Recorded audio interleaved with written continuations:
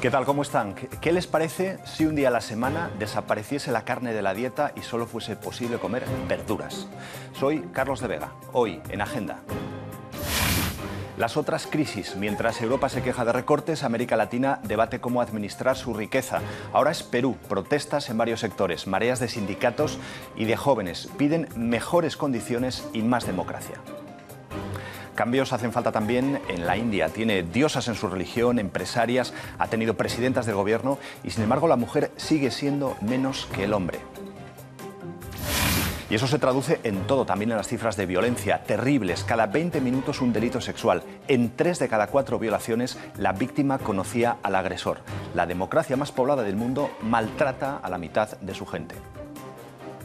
Y ahora sí, Veggie Day, el día vegetariano. Desde que se levanta hasta que se acueste, solo va a poder comer verduras, patatas, zanahorias, lechugas. ¿Y la carne? Bueno, pues la carne no. Los verdes alemanes llevan esa propuesta en su programa electoral. Con menos carne, una vida más sana, dicen, y además contaminamos menos el planeta. Hay ciudades y regiones en este país y en Europa que ya lo han puesto en marcha. Bueno, estos son los 3 temas que tenemos en agenda, 3 debates, 3 invitados. Se los presento ya. Antes que nada, una pregunta a los 3. ¿Alguno es vegetariano? No. Nadie es vegetariano aquí, pero vamos a hablar muy bien de los vegetarianos porque tenemos a uno de ellos, Enrique Serván, es mi primer invitado, gracias por estar aquí, que es chef peruano del restaurante Serrano, que está aquí en Berlín. Y nos contabas, Enrique, antes de empezar el programa, que estás notando cómo cada vez hay más gente que pide comida vegetariana, ¿verdad? Que en tu carta, en tu menú, tienes que tenerlo en cuenta. Sí, es cierto. Bueno, en los últimos años ha crecido mucho la demanda de comida o especialidades vegetarianas. Bueno, luego hablamos de este asunto. Enrique es peruano y también tenemos otro invitado peruano que es Francisco Cárdenas, es activista social, está terminando un máster aquí en Berlín y además colabora con varias asociaciones de intercambio de información y de intercambio cultural entre Perú y Alemania. Enseguida entramos en el tema que abre este programa, que es la situación en Perú y cómo ese crecimiento se puede administrar. Gracias por estar aquí también, Francisco. Y Claudia Lozano, que es antropóloga social, especialista en estudios de género y con la que hablaremos de la situación en la India y que probablemente también tenga algo que decir de todos estos desequilibrios sociales que hay en América Latina ahora mismo a partir de este crecimiento, ¿no? Bueno, comenzamos con el primer tema, con Perú. Son las últimas semanas de conflicto porque las protestas han llegado al sector de la sanidad.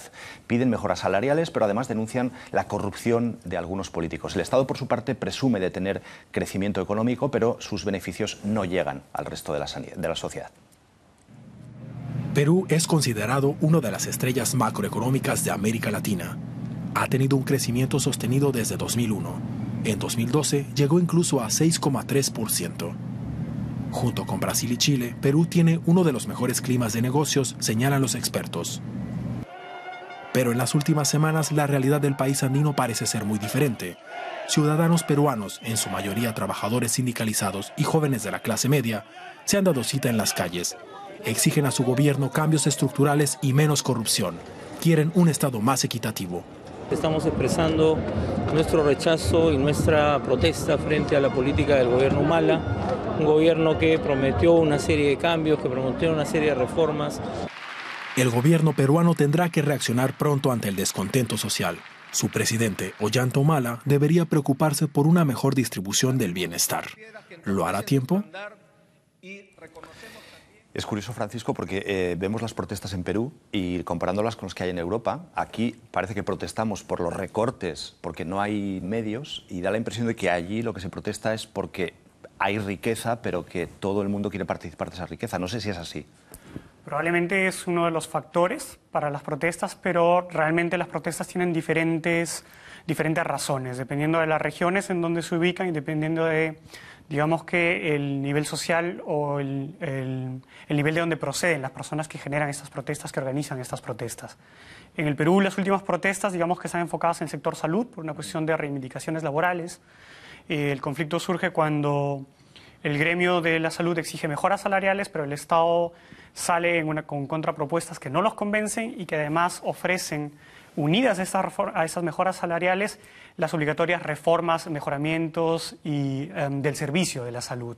Y eso como que choca un poco con los intereses del sector. Pero el descontento está en el origen de que, quiero decir, la gente siente que hay riqueza pero que no le está llegando esa riqueza, o es un problema de corrupción o es un problema de mala distribución.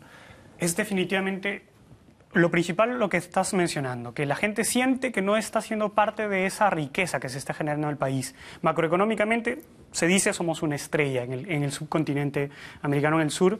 Somos una estrella que está creciendo mucho macroeconómicamente, pero lamentablemente no hay una correcta distribución.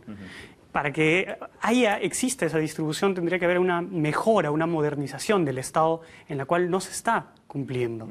Hay una cosa que hablan algunos economistas que es el efecto túnel, que dicen que la gente que está oprimida o que tiene pocos recursos puede aguantar un tiempo pensando que el porvenir es bueno, pero claro, hay un límite en el que la gente empieza a reclamar esos beneficios. Yo no sé si eso está pasando también en Perú. Tú tienes mucho contacto también con tu país.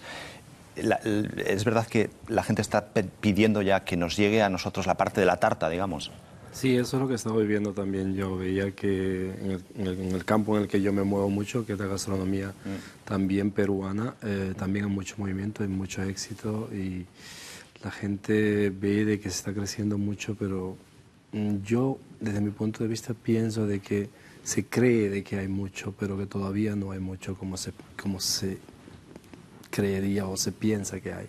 Antes de empezar el programa nos contabas una imagen que era muy gráfica de cómo se está fomentando una riqueza sobre bases que realmente no se sabe si existen, ¿no? Es cierto, sí, se habla mucho y se está... lo que yo he vivido con mis propias familias, amigos, que veo de que están entregando a muchas personas créditos sin fondos, les ofrecen contratos de celulares, tarjetas de créditos, donde la gente se endeuda y pues siente tener esa capacidad de adquisición, pero en realidad no la tiene porque solamente se están endeudando cada vez más. Eso, Claudia, nos suena un poco en Europa, ¿no? Cómo se va creando una burbuja que de repente después explota en el momento más inesperado, ¿no? Sí. Sí, no solamente en Europa, bueno, en Europa en los últimos años, pero también en mi caso particular, históricamente en Argentina. Y lo que uno puede ver es que las estructuras distributivas, que es lo que vos estás diciendo, no solamente dependen del mercado, dependen de la estructuración desde el Estado, de políticas redistributivas con instituciones que puedan realmente dar servicios en serio, ¿no? Y esos son procesos históricos más largos y más complicados. ¿Y eso en Perú no existe de momento? ¿No se está creando a la velocidad que haría falta? No se está creando a la velocidad que hace falta y no se está reaccionando de acuerdo a la coyuntura. El Perú está aplicando actualmente estos programas de compensación condicionada que ya se aplicaron en Chile, como Bolsa Familia, tal vez conoces.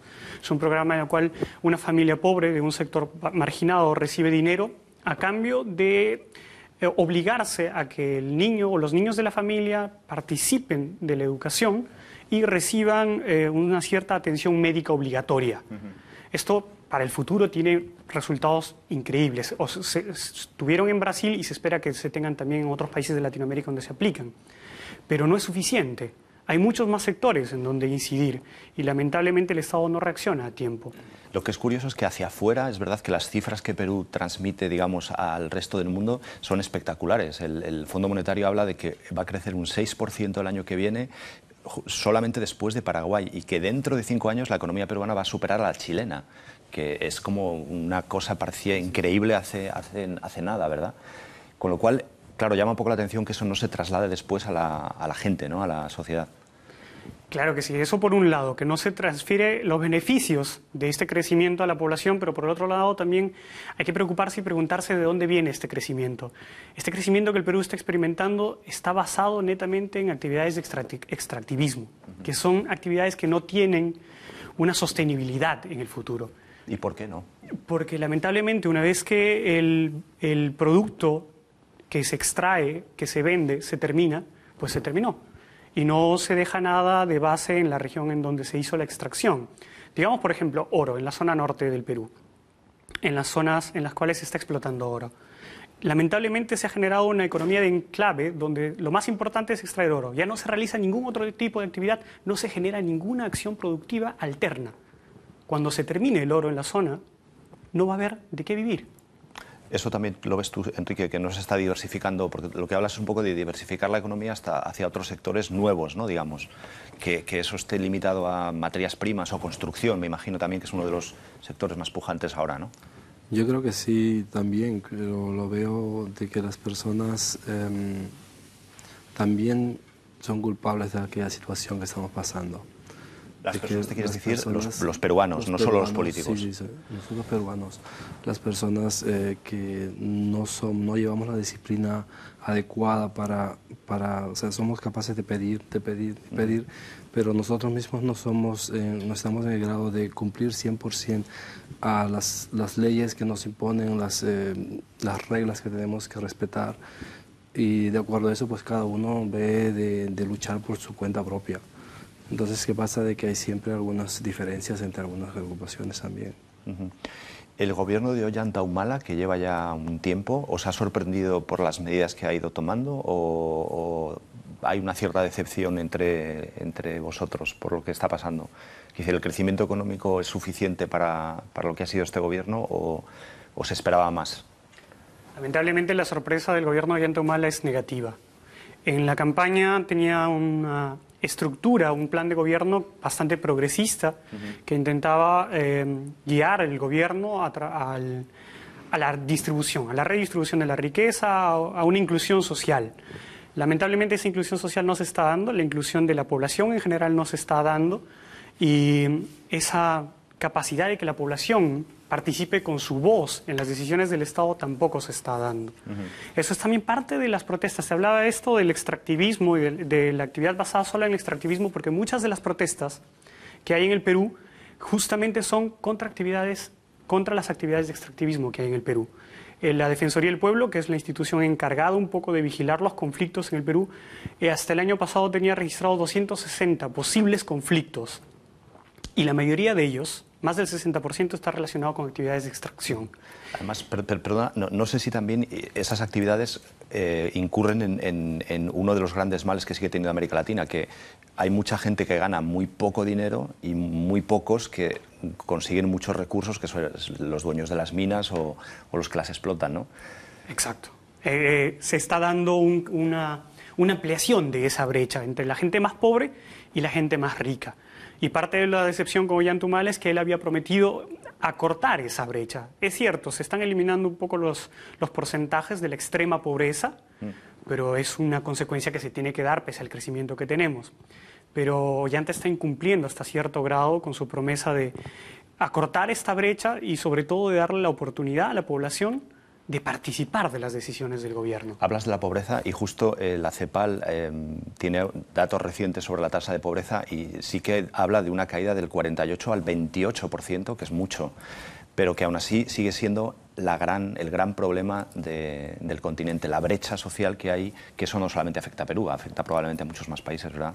Con toda seguridad, y fundamentalmente a uno de los países que es considerado un BRIC, una de las potencias económicas emergentes, que es Brasil, ¿no? Inclusive la Argentina, que es un país que históricamente había tenido políticas sociales ya desde la década del 30. Sin embargo, creo que es además el problema de la India. Ahora vamos a hablar del problema de las mujeres, pero básicamente los problemas de redistribución se encuentran en todos los continentes y las economías de mercado producen este tipo de emergencias como problemas redistributivos, ¿no? El mercado no es un agente de distribución justo, necesita otros complementos. Luego hablaremos de las mujeres en la India, pero por ejemplo, en el caso de Perú, el sueldo medio es de 1.500 soles para los hombres, pero de 1.000 para las mujeres. Que eso es un mal que no solamente afecta a Perú o a América Latina, yo creo que eso sigue existiendo aquí, muchísimas desigualdades salariales, ¿no? En países europeos, occidentales, sigue habiendo... Sí, la brecha sigue siendo, la brecha salarial sigue siendo uno de los síntomas que muestra las diferencias y las desigualdades que existen entre los géneros. No sé si querías decir algo, Enrique. No, solamente quería afirmar eso, que me parece también absurdo eso de que las mujeres tengan esa diferencia con los hombres, que en Perú o aquí en Alemania mismo también existen esos comentarios, ¿no? Los cocineros ganan más que las cocineras, claro, también. También, sí.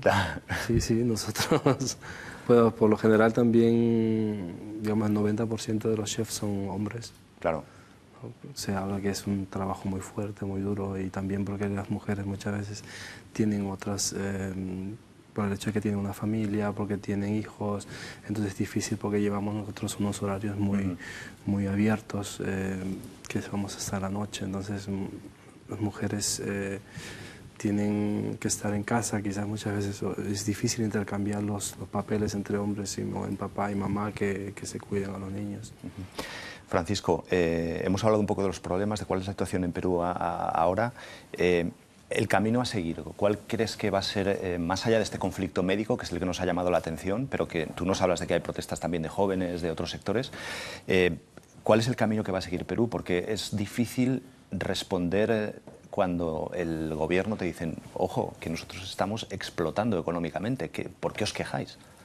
Bueno, hay un camino que yo quisiera que siga mi país y hay un camino que a veces uno teme que va a seguir. Lamentablemente el camino que temo es que no haya reestructuraciones profundas, que el gobierno de Ollanta Humala pretenda pasar, como decimos en el lenguaje común, por agua caliente el gobierno, es decir, empujar los problemas hacia el futuro, pasar lo mejor posible, intentar una posible reelección de algún partidario o de alguien cercano al gobierno y salir. Eso sería lo peor que podría pasarle al país, ya que el descontento en la gente se está generando una fuerza que puede generar desequilibrio, mucho desequilibrio en los aspectos democráticos que son relativamente otra vez jóvenes para nosotros. Hemos salido de una dictadura con Fujimori, hemos recuperado el aspecto democrático y esperamos mantenerlo. Ahora, si me preguntas qué es lo que tendríamos que hacer, tenemos que trabajar un poco más en la modernización de la administración pública. La política toma decisiones correctas, digámoslo así. Da una norma, da una ley, pero lamentablemente en la aplicación de esa norma, en la reglamentación de esa norma o en el cumplimiento de esa norma, que es quien tiene que hacerlo la administración pública, se pierde el contenido de la norma o se pierde el beneficio que esta ley puede representar para la población en general. O sea, modernización de la política, de la organización de la administración. Me quedo también con el peligro que Enrique nos hablaba de que la economía se esté inflando de una forma artificial, haciendo creer a la gente que tiene más de lo que realmente tiene, ¿no? Que eso es algo... Es una burbuja. Yo tengo la sensación de que es como una burbuja que en cualquier momento se va a explotar. La gente sigue creyendo, pero todavía no está, no se ve. O sea, yo lo veo y yo escucho mucho desde aquí que en Perú estamos bien, que está mejor, está todo lindo, que han hecho muchas pistas, que han hecho el tren eléctrico y no sé qué cosas más. Pero cuando llego y tengo contacto directamente con la gente con la que yo he crecido, con la familia, y veo claro que hay un cierto desarrollo de acuerdo al desarrollo internacional que puede tener cualquier país, pero es cierto que hoy como hoy todo el mundo puede tener un móvil, puede tener una televisión a colores, como no lo teníamos antes, pero se sigue viviendo con vallas delante de las casas, hay una pobreza todavía muy presente. Francisco, en una frase solo, porque vamos a cambiar de tema, ¿estás de acuerdo con lo que dice Enrique? Sí, sí. Lamentablemente hay aspectos en los cuales como ciudadanos y como tal vez el Estado tendría que educar mejor la inversión de sus ciudadanos. Los ciudadanos están invirtiendo muy mal y generando créditos que no les sirven de nada. Muy bien, pues con esto vamos a intentar girar un poco la conversación a otro país que también tiene problemas, que es más grande que Perú, con mucha más gente, 1.200 millones de habitantes, que es India. En la capital, solamente en la capital, cada 20 minutos se denuncia un delito sexual. Y luego están los miles y miles que no llegan, por supuesto, ni siquiera ante las comisarías, mujeres que lo ocultan, policías que no les atienden. En uno de los países con mayor crecimiento del planeta, algo tan básico como el respeto a los derechos de la mujer está abandonado. Y lo peor es que nadie parece tomárselo en serio. Un caso en Nueva Delhi llevó a furiosas protestas en la calle y a cambios en las leyes de la India.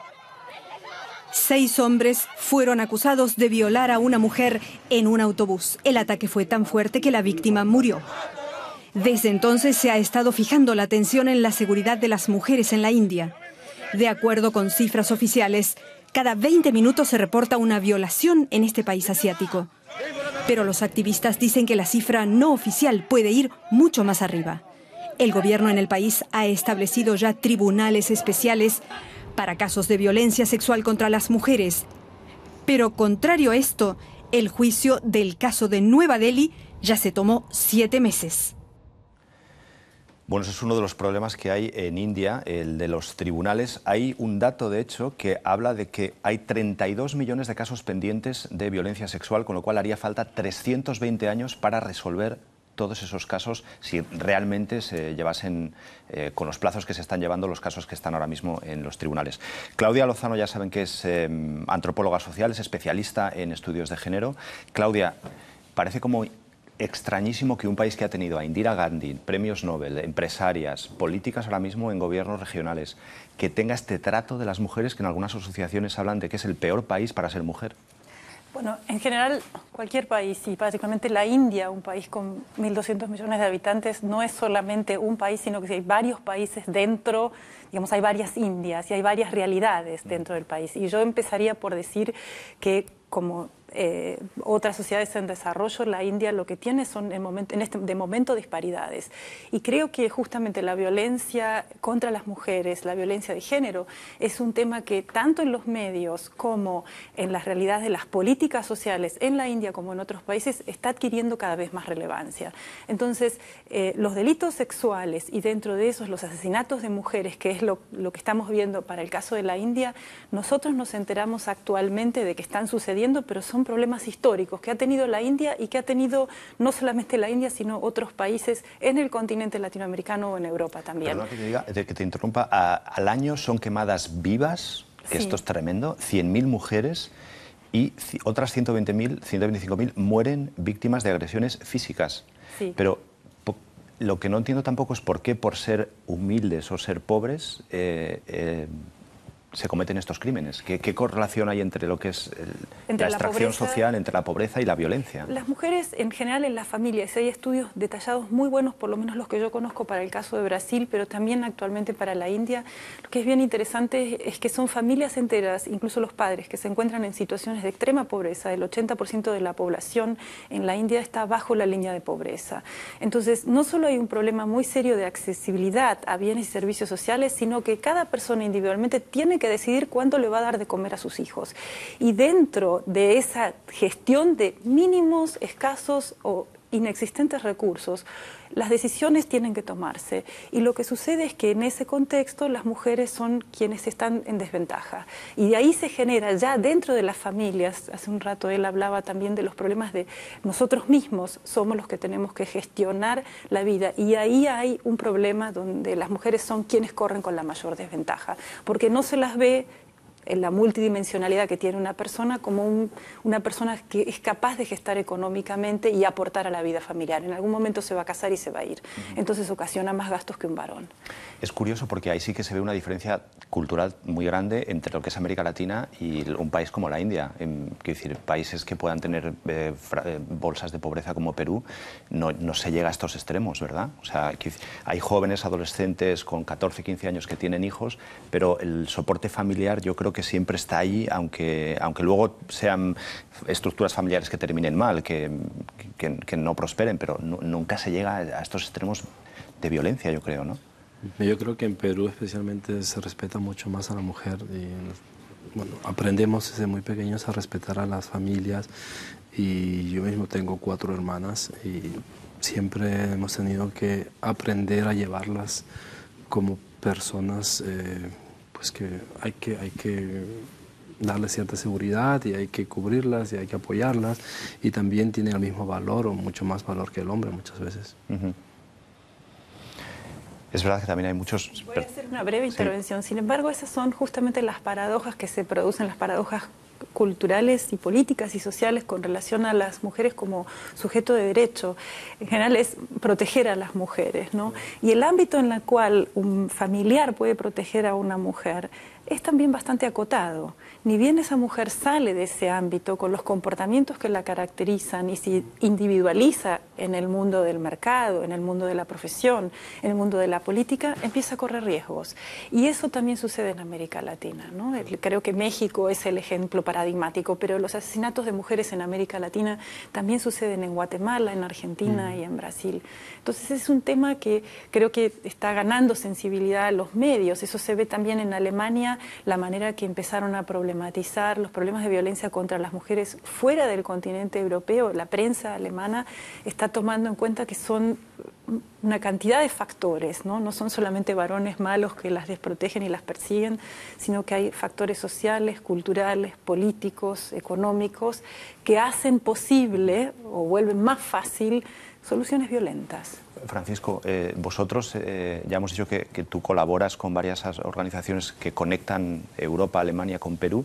Sobre estos temas sociales de desarrollo de la mujer y de temas de género, ¿también trabajáis o veis posibles aportaciones que se puedan hacer o no tiene nada que ver? Por decirlo de alguna forma, nos vemos obligados a hacerlo, porque las mujeres son quienes más participan o quienes participan más activamente. Aquí, es decir, aquí y en Perú. Las mujeres son, digamos que, quienes toman las decisiones. No recuerdo dónde había leído un estudio que Latinoamérica sigue siendo considerado una región sumamente machista. Pero el 90% de los hogares latinoamericanos, quien toma todas las decisiones de compras importantes en un hogar, es la mujer. Nosotros no somos realmente machistas, tenemos una apariencia de machismo. Pretendemos que protegemos a las mujeres, pero finalmente las mujeres nos protegen a nosotros mismos. Claudia se ríe por algo. Sí, porque considero que ese tipo de ironías son simpáticas, pero cuando uno mira, pero encierran, ¿no? Si uno mira los sistemas de justicia en América Latina, si uno mira la legislación que supuestamente protege a las mujeres de violencia sexual, recién en los últimos años ha cambiado y se ha puesto la mirada desde las mujeres y desde las víctimas. En todo caso, los sistemas jurídicos hasta hace muy pocos años implicaban estas visiones de que los varones protegen y protegen siempre, cuando en realidad eran la amenaza real, ¿no? Y esto no solamente en la India, en América Latina. Claro que sí. Entonces, por eso me reí. Y si me permites, justamente para mí parte de los problemas, y especialmente en la India, es la administración de justicia. Los problemas de violencia contra la mujer no es algo nuevo, no es que esté surgiendo en este momento en la India o que surja en Latinoamérica en algún momento. Como lo decía nuestra especialista, es algo que ha existido siempre. Pero ahora los medios de comunicación masiva le dan un espacio más grande. Comienzan a considerar a la mujer parte de la sociedad y le dan un espacio. Sin embargo, la administración de justicia no tiene la capacidad de poder resolver estos conflictos, de poder hacer que el culpable de una violencia contra una mujer pueda hacerse responsable de su delito, porque es un delito. Y las legislaciones, ciertamente, han cambiado hace muy poco para considerar a la mujer en un estatus similar al del hombre o al mismo nivel que el hombre. No somos iguales, es definitivo, somos diferentes. Hay que considerar esas diferencias para lograr la igualdad de derechos. Y eso es algo relativamente nuevo en nuestras legislaciones en Latinoamérica. Hay un dato en India que también es significativo, el 60% de la población es analfabeta y luego un sistema de castas que está oficialmente anulado pero que sigue manteniéndose porque probablemente ni la Administración de Justicia ni el Gobierno ni llegan a muchas comunidades rurales que siguen rigiéndose por este sistema de castas, ¿no? Sí, los problemas de las pervivencias y de las subsistencias de distintos sistemas dentro de una sola nación, ¿no? Como es la India, dentro de una democracia que es la democracia más poblada del mundo, que sin embargo, bueno, en los artículos que he leído recientemente sobre los problemas de estructuración de una sociedad moderna en la India, que se desarrolla, como es el caso de Perú, que aparece como un país emergente con una democracia que no es integrativa, no es inclusiva, digamos. En el caso de las mujeres se ve de manera absolutamente dramática, ¿no? Que no es inclusiva, que no gozan de los mismos derechos. Y eso no está en la letra de la ley, por ejemplo. Pero además, uno de los problemas que también se discutió aquí en relación al Perú, pero se puede ver en otras realidades de otras democracias, es la separación que hay entre los movimientos sociales y sus demandas y la capacidad y habilidad de los políticos para transformarlos en políticas sociales, culturales, de cambio de mentalidades, ¿no? ¿Que eso crees que tampoco existe ahora mismo en India un movimiento tan potente como para...? No, y hay muy buenos datos y hay muy buenos especialistas, empezando por Amartya Sen, que es un economista que ha sido premio Nobel y se ha ocupado justamente de analizar los problemas desde el punto de vista de la demografía, cómo se producen las desventajas, cómo la demografía delata que las mujeres son la población que sufre más desventajas en la India. Pero además de eso, el movimiento de mujeres en la India es absolutamente fuerte y tiene presencia en los medios, tiene presencia en los medios europeos, tiene presencia en América Latina en las estructuras universitarias.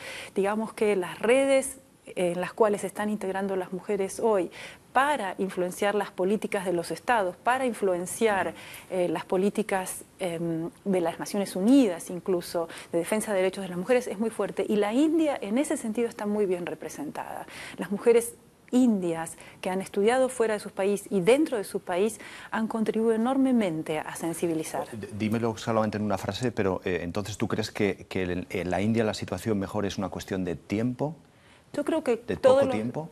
Yo no creo que sea un problema de poco tiempo. Lo que creo es que la India nos confronta a nosotros con problemas muy serios que tienen que ver con cómo se pueden conceptualizar políticas para naciones que tienen hoy más de 1.000 millones de habitantes. Me parece que digamos, no es solamente un dato demográfico, es un dato que tiene que ver con cómo los estados y cómo las Naciones Unidas y organismos internacionales van a no solamente concebir y ejecutar políticas que sean de manera eficaz, digamos, que lleguen a la población. No sé si os ha entrado hambre después de estas charlas. Un poquito. Un poquito.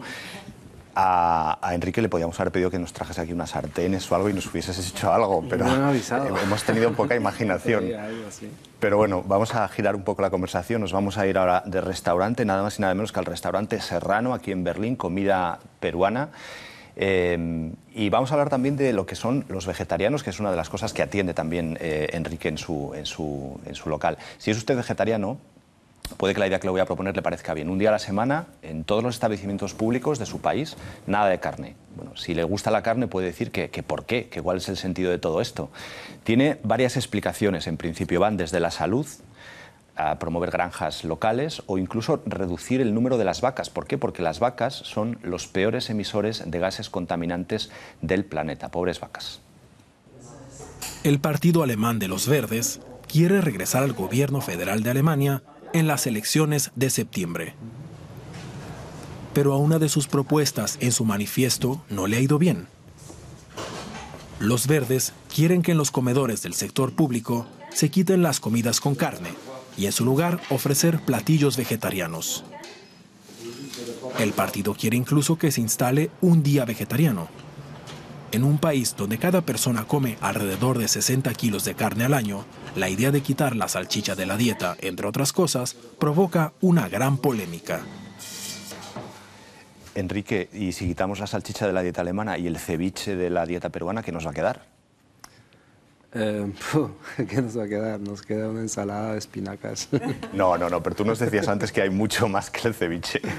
Ciertamente hay muchísimas cosas que se pueden preparar, muchos platos vegetarianos que pueden ser muy suculentos también. El problema es que hasta ahora hay muy pocos restaurantes que pueden ofrecer especialidades vegetarianas que sean bien hechas, y es por eso que quizás también no ha crecido tanto la demanda de comida vegetariana, aunque ha crecido en los últimos años más. Pero esta idea de hacer un día vegetariano, por ejemplo, a un chef como tú, ¿le parece que puede ser bueno o también lo ves como una limitación para tus clientes?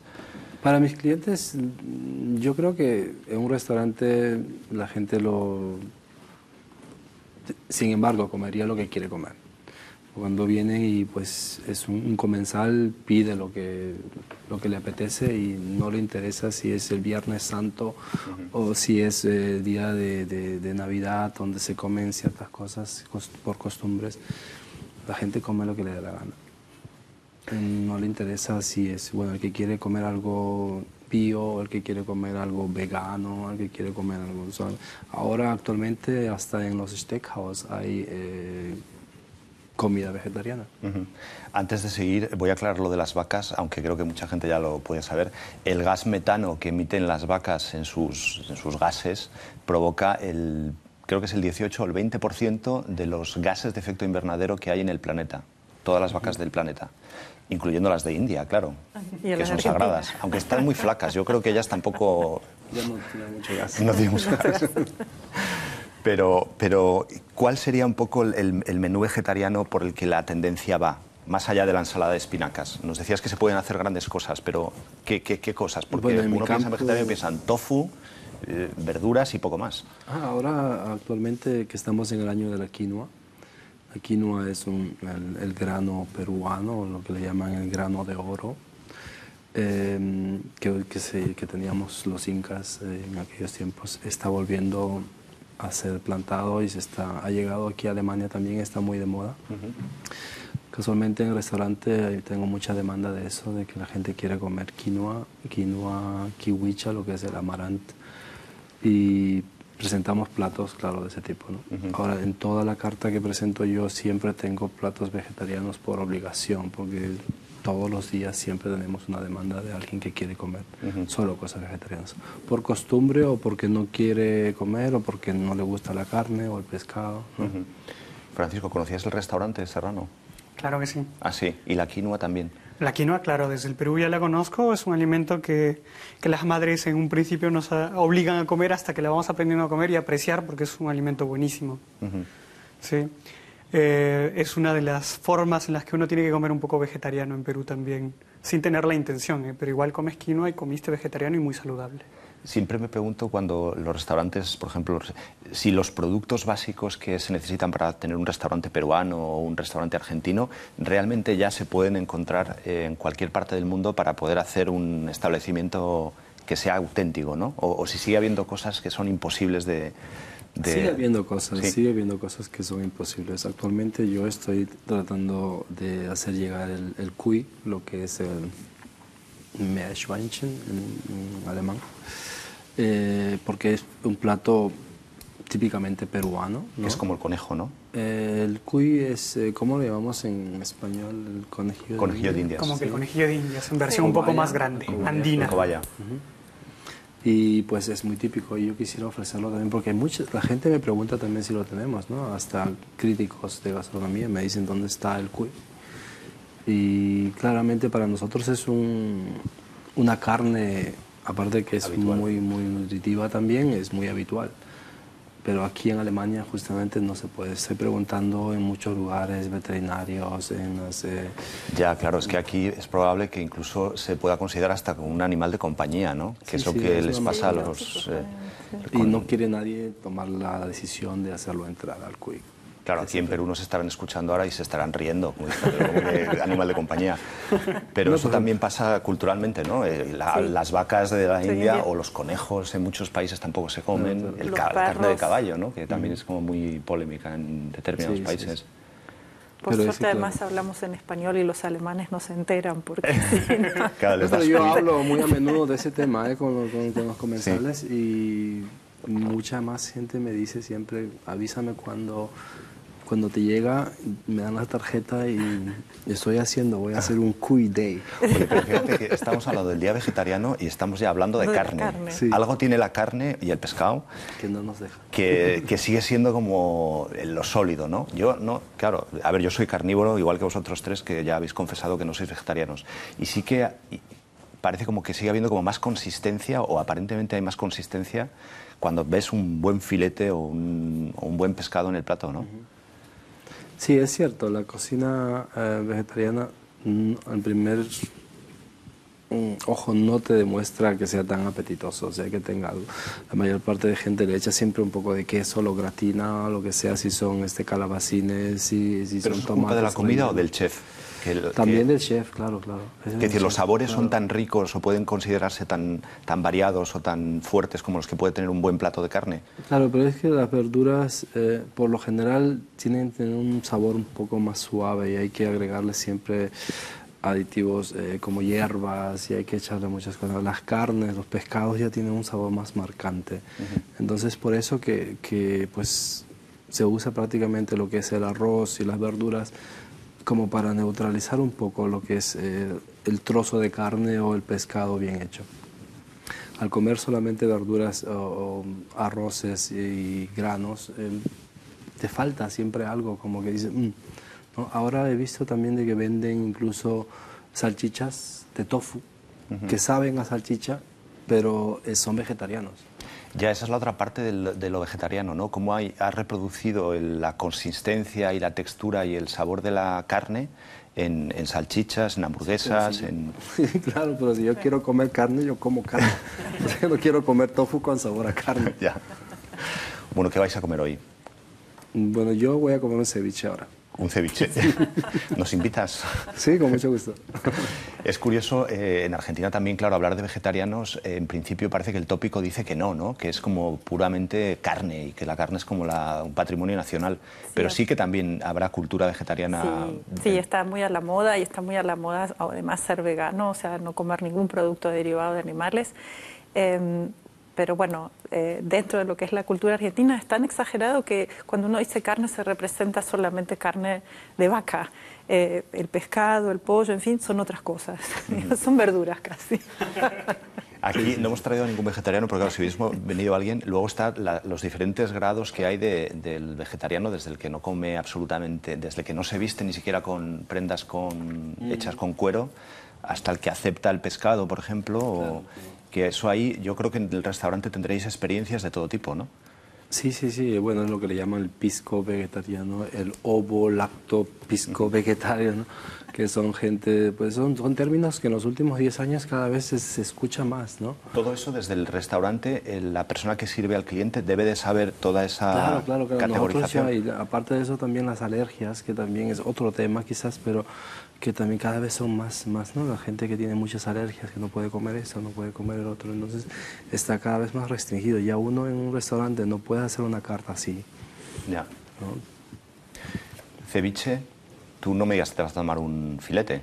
No, una calabaza. Una calabaza, mira, muy apropiado. ¿Y tú, Francisco? Me quedo con el ceviche. Te quedas con el ceviche. Bueno, nos vamos todos, tú te quedas con tu calabaza y nosotros nos vamos todos con el ceviche. Bueno, el restaurante se llama Serrano. Si vienen a Berlín, ya saben que es un lugar que tienen que ir, aunque si son peruanos probablemente les suene mucho de lo que van a ver allí, ¿verdad? Claro. Éxito. Además nos contabas cómo la comida peruana está teniendo cada vez más éxito en Alemania y en Europa, ¿no? Sí, sí, la cocina peruana internacionalmente está creciendo cada vez más. Actualmente en Londres, mejor dicho, en toda Inglaterra está teniendo mucha acogida y parece que dentro de poco estará llegando también aquí, como en algunos años, la cocina mexicana o algo así. Ajá. Muy bien, pues nada, nos vamos todos a tu restaurante a tomarnos ese ceviche. Yo creo que tú también, Claudia, te vas a venir. Por supuesto. Te traes la calabaza. Sí, me invitan, claro. Un ceviche de calabaza. Gracias a los tres por estar aquí, ha sido como siempre muy entretenido, muy apasionante. Gracias a ustedes, espero que les haya gustado el programa. Saben que lo pueden volver a ver si quieren en nuestra página web dw.de. Esperamos la conversación y sus críticas en nuestra página de Facebook y yo les veo la semana que viene en otra página de Mi Agenda.